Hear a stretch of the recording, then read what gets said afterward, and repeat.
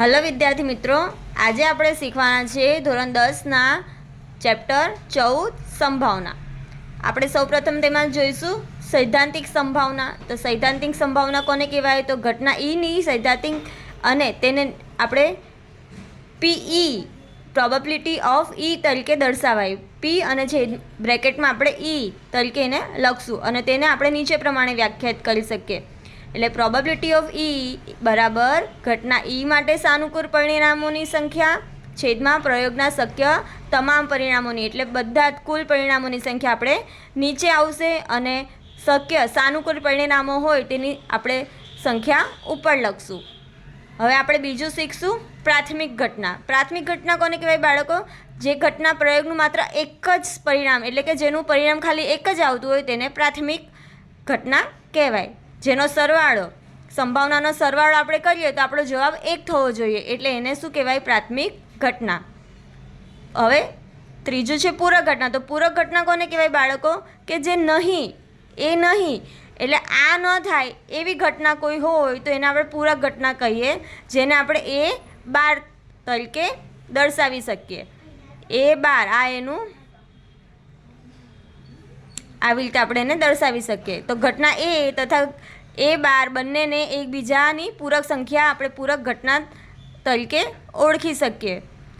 હવે PA plus PA12 બરાબર આપણો સરવાળો કેટલો થવો જોઈએ? એનો પણ સરવાળો એક જ થાય. એટલે સપોઝ આપણે A શોધવાનું હોય તો એ PA બરાબર આપણે આ 1માંથી PA12 માઇનસ કરશું અને PA12 શોધવાનું હોય તો આપણે 1માંથી PA ને માઇનસ કરશું, એટલે આપણો જવાબ આવી જશે. આ દાખલા આમાંથી આપણને પૂછાય છે. હવે છે અશક્ય ઘટના. અશક્ય ઘટના એટલે કે જે શક્ય જ નથી, જે ઘટના ઉદ્ભવવી અશક્ય છે તેવી ઘટનાને આપણે અશક્ય ઘટના કહીશું. અને તેની સંભાવના કેટલી થશે બાળકો? 0, કારણ કે શક્ય જ નથી તો આપણે શું લખશું? એટલે એની સંભાવના શું થાય? 0 થાય. હવે ચોક્કસ ઘટના અથવા નિશ્ચિત ઘટના. જે ચોક્કસ છે, નિશ્ચિત છે તે ઘટનાને શું કહેવાય? ચોક્કસ ઘટના. જેને આપણે જેની સંભાવના શું હશે? 1 થશે. હવે આપણે સ્વાધ્યાય 14.1 જોઈશું. જો બાળકો, આપણા 14.1નો આપણે આગળના 4 દાખલા છે એ તો આપણી ખાલી જગ્યા છે એ બધું છે એટલે આપણે એ નથી જોતા. આપણે ડાયરેક્ટ ક્વેશ્ચન 5થી ચાલુ કરીએ છીએ. તો આપણો ક્વેશ્ચન છે, જો PE બરાબર 0.05 હોય તો ઈ નહીં, આપણે શું કીધું છે? ઈ નહીંની સંભાવના શું છે? આપણે આગળ જોયું કે PA નહીં એ વિશે જોયું હતું. આ એ રીતે જ આપણે દાખલો કરવાનો છે, જે આપણે લખી શકીએ PE. આપણે અહીંયા ઈ આપ્યો છે એટલે ઈ લખશું. આપણે આગળ સૂત્રમાં PA જોયું હતું તો આપણે અહીંયા લખીએ PE પ્લસ PE12 બરાબર શું થશે બાળકો? 1 થશે. પછી આપણને PE આપી દીધું છે. PE કેટલો આપ્યો છે? 0.05. આ આપણે શોધવાની છે સંભાવના, એટલે આપણે અહીંયા લખશું PE12 બરાબર 1. હવે આ PE12 આપણે અહીંયા લઈ લઈએ અને આ 0.05 ને આપણે ઇક્વલ ટુની આ સાઈડ લઈ લઈએ તો આ પ્લસ છે તો અહીંયા આવશે તો શું થઈ? માઇનસ થઈ જશે. તો આપણે 1માંથી 0.05 ને માઇનસ કરશું તો 1 પછી આપણે પોઈન્ટ પછી 2 શૂન્ય મૂકશું અને અહીંયા લખશું 0.05, જેને માઇનસ કરીએ. 0માંથી 5 ન થાય તો 10 લેવાનો, આની પાસે 9 થશે અને અહીંયા આની પાસેથી 10 લીધો જેનો 0 થશે. 10માંથી 5 જશે તો 5, 9 ના 9 અને 0. તો આપણો જવાબ શું આવશે બાળકો? 0.95. તો આપણી PE12 બરાબર 0.95 જવાબ થશે. આ 2 માર્ક્સમાં આપણને પૂછાઈ શકે એવો સમ છે. હવે આપણે આગળનો સમ જોઈએ. એક થેલામાં લીંબુના સ્વાદની જ મીઠાઈઓ છે. એક થેલામાં લીંબુના સ્વાદની જ મીઠાઈઓ છે. માલીની થેલામાં જોયા વગર એક મીઠાઈ બહાર કાઢે છે.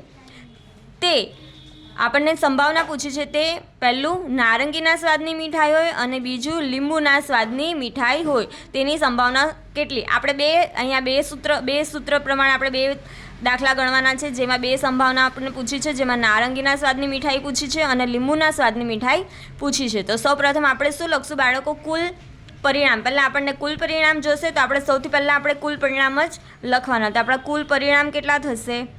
કુલ પરિણામોની સંખ્યા. થેલામાં કેટલા લીંબુ છે? એક થેલામાં લીંબુના સ્વાદની જ મીઠાઈ છે. કેટલી? લીંબુના સ્વાદની, એટલે એક જ છે. પડી સમજ બાળકો? હવે આપણને પૂછી છે ઘટના એ. હવે આપણે ઘટના એ તરફ જશું. આપણે એકને ઘટના એ કહીશું તો એ ઘટના આપણે લખી દઈએ. જે આપણને પૂછ્યું છે એ આપણે પહેલાં લખી દઈએ. નારંગીના સ્વાદની મીઠાઈ. નારંગીના સ્વાદની મીઠાઈ. હવે આપણે એની સંખ્યા શોધવાની છે. તો ઘટના એ થવાના પરિણામ.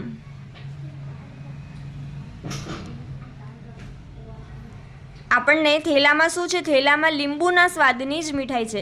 ઘટના એ થવાના પરિણામ તો કેટલા થશે બાળકો? લીંબુના સ્વાદની મીઠાઈ છે, નારંગીના સ્વાદની મીઠાઈ નથી. એટલે આપણું પરિણામ કેટલું થશે? 0 થાય. તો હવે આપણે સૂત્ર પ્રમાણે લખીએ તો ઘટના PA બરાબર ઘટના એ થવાના પરિણામ છેદમાં કુલ પરિણામ. તો ઘટના એ થવાના પરિણામ કેટલા છે બાળકો? 0.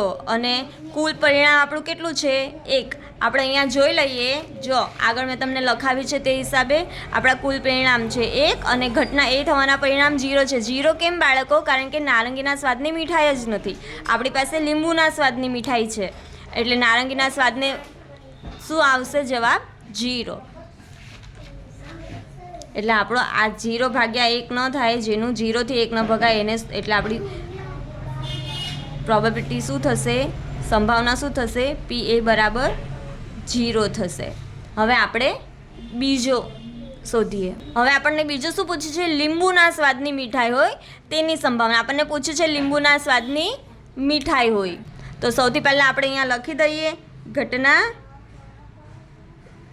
B બરાબર લીંબુના સ્વાદની મીઠાઈ.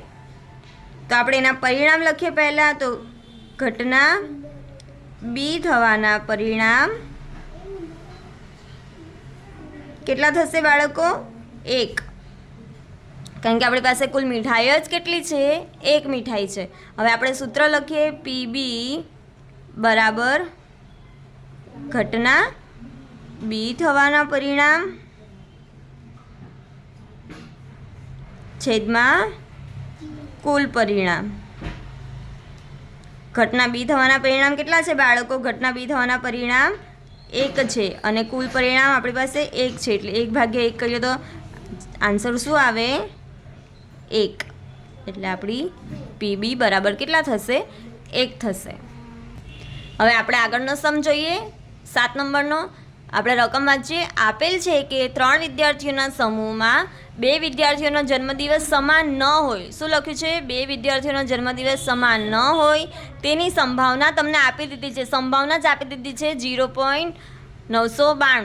2 વિદ્યાર્થીઓનો જન્મદિવસ સમાન હોય, આપણે શોધવાની છે સમાન હોય તેની સંભાવના. આપી છે આપણને સમાન ન હોય તેની સંભાવના. તો આપણે પહેલાં લખીએ કે જન્મદિવસ સમાન હોય અને બીજું જન્મદિવસ સમાન ન હોય. તો ઘટના એ એમ આપણે શું લખશું? ઘટના એ બરાબર 2 વિદ્યાર્થીઓનો જન્મદિવસ સમાન હોય. જન્મદિવસ સમાન હોય અને ઘટના એ ડેશ બરાબર જન્મદિવસ સમાન ન હોય. તો આપણને આ આપી દીધું છે ઘટના એ બાર. આપણને આપી દીધું છે શું છે? ઘટના એ બાર બરાબર 0.992. હવે આપણે આને સૂત્રમાં મૂકી દઈએ. આપણું સૂત્ર શું બનશે બાળકો? PA પ્લસ P A બાર બરાબર શું થવું જોઈએ? 1 થાય. બંનેનો સરવાળો 1 થવો જોઈએ. આપણને આ શોધવાનું છે તો આ એમનું એમ રાખશું. અહીંયા આપણે મૂકી દઈશું 0.992 બરાબર 1. હવે આ અહીંયા જ છે તો એને અહીંયા જ રહેવા દઈશું. આ પ્લસ છે તો આપણે 1ની આ બાજુ લઈ જઈએ તો એ શું થઈ જાય 0.992 માઇનસ થઈ જાય. એટલે આપણે 1માંથી 0.992ને શું કરશું માઇનસ. તો આપણે 1 પછી કેટલા પોઈન્ટ મૂકવાના 1 2 ને 3 પોઈન્ટ પછી આપણે 3 0 મૂકવાના છે. 0.992 વચ્ચે માઇનસ. 0માંથી 2 માઇનસ ન થાય. અહીંયા બંને પણ 0 છે ડાયરેક્ટ અહીંયાથી આપણે લેશું. એટલે અહીંયા થશે 9, અહીંયા થશે 9 ને અહીંયા થશે 10. 10માંથી 2 ગયા તો 8, 9માંથી 9 ગયા તો 0 ને 9માંથી 9 જશે તો 0 ને અહીંયાનું 0. 0.008 આપણું પી એ શું થશે બાળકો 0.008. આવા દાખલા આપણને 2 માર્ક્સમાં પૂછાય છે.